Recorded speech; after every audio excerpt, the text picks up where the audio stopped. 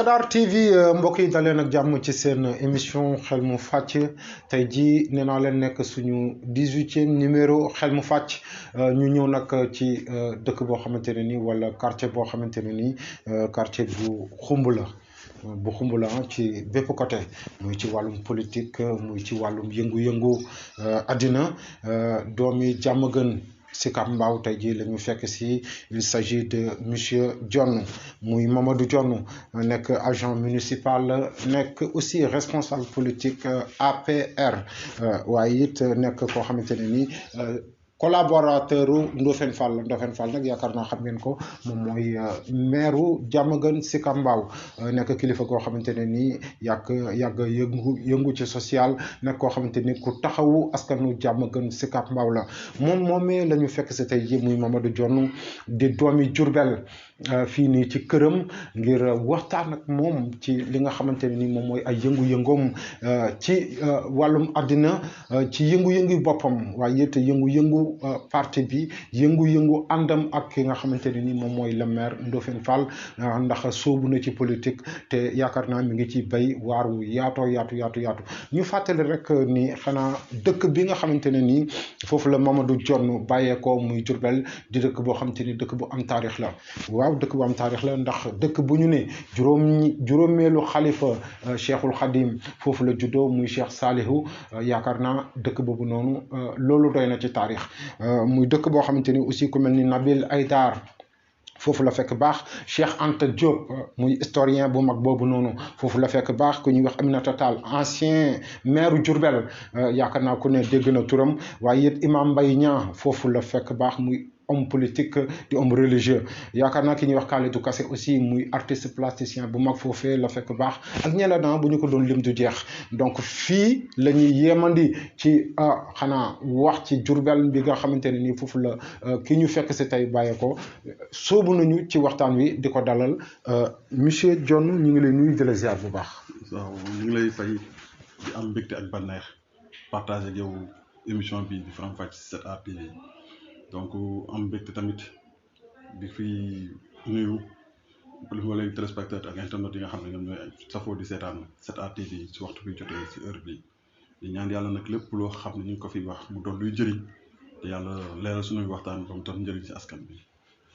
Alors monsieur Dione 15 ans dans l'enseignement tuutiwul yow jàngal nga ay génération yu bëri ah. waaw d'ailleurs sax su may wax dama am na si ñoo xam ne actuellement ni ñu commencé di fay ko salaire bu si gis ay retombées. ndax boog naa ne moom mooy sama première profession bi nga xam ne moom laa def dañ si fay ku weer ko tey. à part les actions yi nga xam ne moom laa doon mëne si jaay commerce liggéey dem si usines yi ñafe ba benn bés nag comme puisque dama yoroon sama diplôme.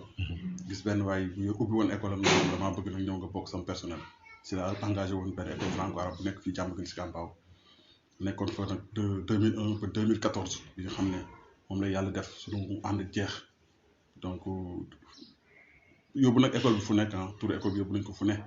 école Soxna Fatou Mboup la. école Soxna Fatou Mboup la waaw. mu nekk fii nekk Diamaguène Sicap Mbao. nekkoon école franco-arabe ñu fekkoon ko ak benn dayo am fu ñu ko yóbbu dañ demee nag ba 2014 yàlla jeexal ànd bi mu jeex. waaye ba nga jógee foofu noonu dal nga aussi ci poste boo xamante ne nii daanaka poste sax bu gën a kawee lañ ko mën a tuddee muy directeur technique alors man directeur bi je comprends mais dafa am lu dugg ci biir directeur bi wala lu ci toftalu muy technique lan moo indi loolu. parce que bi ñu bàyyi jàng juste dafa amoon benn école franco-arabe bu nekkoon ci côté bi. bu ñuy wax Babou Nadia. directeur d'école bi gis ne peut-être moom arabisant la gën a mëne. dama dama doon gis wàllum français bi. te ku def 15 ans di nga am expérience. mu jël ma pour ma former encadrer école am. am yenn rectificatif yi mu ko doon defal. ci la ma jëlee defal ma directeur technique école boobu noonu. ma nekk fa. mais yàlla dafa def avant année bi di jeex. ñu am emploi. mairie bi. ñu doog a bàyyi nag loolu moo tax ñu kenn ci loolu noonu.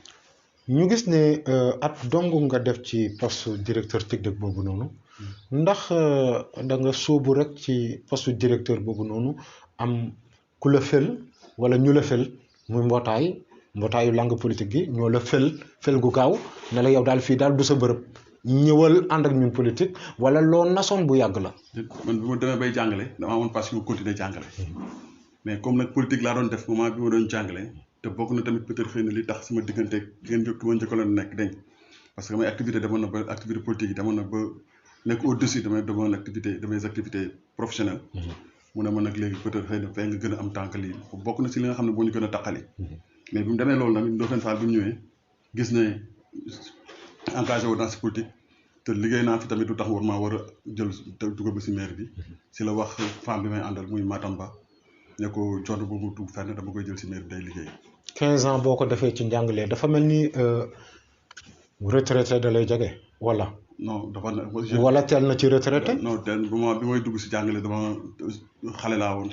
moment boobu peut-être xëy na amu woon soxna amu woon dara ba pare juste may am pratiquement ay 18 ans 19 ans laa dugg si ay jàngale moo tax 15 ans. donc lan moo tax enseignant yi bëgg politique. non politique bëri na ci enseignant yi ñoo xamante ne nii. politique c'est l'art de faire la cité nit ki mënoo nekk ne politique ku politique wu ñu politiqué la ndax dëkk si gox bi da nga fa war a amal njëriñ gox bi te képp ku nekk si gox rek di liggéey gox bi rek yaa ngi dugg si politique. politique suñ ko gérer dans le domaine social bi ñu war mooy cité defar cité bi. te cité bi ku si nekk da nga si am pierre à l'édifice war see teg sa brique ba cité bi développé. donc loolu mooy politique ñun li ñu ko jàngee loolu ko jàngee moo tax mënoo génne social génne bëgg a defar sa gox ba pare du mën politique. c'est la responsabilité humaine. c'est la responsabilité humaine. engagée. sa xamee ak Ndofène Fall. mi nga xamante ne nii moom mooy actuel maire Diamaguène Sicap Mbao ndax mën nañu xam ci sa yëngu-yëngu politique dëgg la amee cofeelu jël nga fekk si ko ci liggéeyu mairie bi wala ci biir sa njàngale la amee cofeel googu noonu. non dafa ñëw danoo dem bokkoon ci jeune Macky Sall bi muy taxawal parti en 2009. dañoo bokkoon ci jeunes yi nga xam ne ñoo njëkk a gëm doctrine Macky Sall bi mu indi. donc bi mu ñëwee gis programme bi mu ñëw muy programme bu ambitieux. ñu gis suñu bopp. ñun ci lañ engagé wu dugg en tant que jeune. te ba demee tamit ci Macky Sall tàkk ak moom. ñu gëmuñu ko wax ñu ko ñëw ne ko dañ laa gëm yow. gëmuñu woon la personne de Macky Sall. mais danoon la gëmoon doctrine bi nga xam ne moom la indi woon muy alliance pour la république parce que ñun dañoo bokkoon ci jeunes yoo xam ne. musuñoo traversé suñu tête ba ne dañuy quitter suñu dëkk te wuti leneen ci dëkku jàmbur. li ñu war a mën a am war nañ ko mën a am fii suñu dëkk. donc bi mu ñëwee indi alliance pour la république ñu ñëw pour ànd ak république bi. man bi ma jàkkaarloo moom dafa ne ko yow gëmuñu la. mais doctrine bi nga indi mooy alliance pour la république te suñu république rek ñor ñu. moo tax ñu ñëw ànd ak yow ci ambition boobu. c'était un bon slogan alors. loolu ñu àndoon ak moom nag ci loolu 2009. ba 2012. ñu ànd campagne ko. fal ko muy président de la république. si la nekk nag di dem ba Ndofène Fall ñëw intégrer les rangs de l'APR. former créer benn jour parce que comité pour dugg ci APR dafa am lu lay natte mooy da nga indi benn comité parce que gars yi on a tendance à dire cellule mais ñun fii duñu wax cellule comité la ñuy wax. comité de 100 personnes. mais foofu moom mu ñëw may ma foofu tuuti yaa ngi ne le maire Ndofène Fall ñëw rejoindre les rangs de l'APR. rejoindre les rangs kon dafa am feneen fu mu nekkoon. non moment boobu noonu il était pas politique. Il n'était pas politique. Il n'était pas politique, il était dans son coin. Ok, d'accord. Nekkoon un mouvement un élément de. Ok, je comprends. de l'ASC. Nekkoon un mouvement de AP. mu nekkoon un jeune tamit. jeune quartier am si ñoom yaakaar. mu nekk un jeune intellectuel. di cadre tamit teg si. parce que c'est un jeune. tant que bu ñu ñoo bokk génération. mais au moins il est inspecteur de l'éducation. donc puisque nag dañoo waxoon ne dañuy changer critères yi nga xam ne moo fi nekkoon parce que bi doon fal maire. dañ doon jël ay maire di ko def au niveau de Diamaguène Sicap Mbao. mais cette fois ci nag ñun bu ñu xeexee porter Macky Sall ba mu nekk. à la tête du léegi nag on va essayer maintenant de voir. ci communes yi. nan la ñuy defee nag jeunes yi mën a ñëw jeunes yi nga xam ne am nañ ambition. parce que tamit mairie boo koy jël di ko dénk nit da nga koy dénk koo xam ne. lépp loo xam ne nit ki da koy ñafee pour am ko moom am na ko d'abord ba pare. mu ne kër. oto am xaalisam. ba pare di fayee ku nekk carte. kooku tey même ressource mairie bi buy dugg ci poosam sax.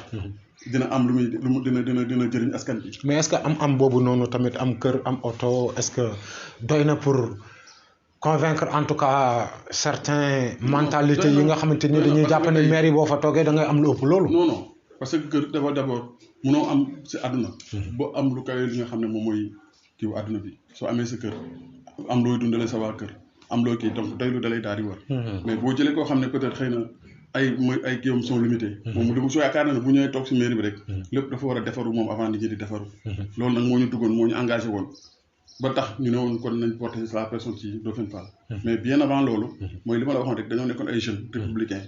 bi mu ñëwee. ñu gis ci moom un jeune ambitieux. un leader. ñu ne nag léegi nañ ko jiital teg ko suñu kanam. teg ko muy suñu candidat à la municipalité Diamaguène Sicap Mbao. léegi xam naa dinañu dellusi dans quelques minutes ci ki nga xamante ni moom mooy le maire Ndofène Fall mais yow mi nga xamante ni tey jii yaay sunu gan yaa ñu tax a jóg dinañu yaatal bu baax a baax ci étiquette bi nga xamante ni moom moo tegu ci sa mbagg nga nekk agent municipal nekk responsable politique ndax mën nga ñoo ñëwal tuuti ci ba nga jotee pal gi ak léegi yan yëngu-yëngu yu gën a yaatu moom nga fi yëngu jëm ci askanu Diamaguène Sicap Mbao. d'abord en 2005. parce que nit ki amul lu dul goxam mooy li ma la wax rek laa defee la cité. dama ñëw Diamaguène jox ma lu ma sama dëkk joxul. parce que Diourbel laa juddoo. fa laa màggee fa laa yaroo. mais Diamaguène tey fi laa nekkee fi laa xosloo jaar fu ne daf dundu xoslu maan. ba yàlla dugal ma tey may mën a fay salaire may dugal sama poche di dundal sama njaboot. en 2005 bi inondation yi taxawee. dañoo taxaw ne tak ma jël sama bagage dem di wër xam Diourbel na maa ngi dem vacances.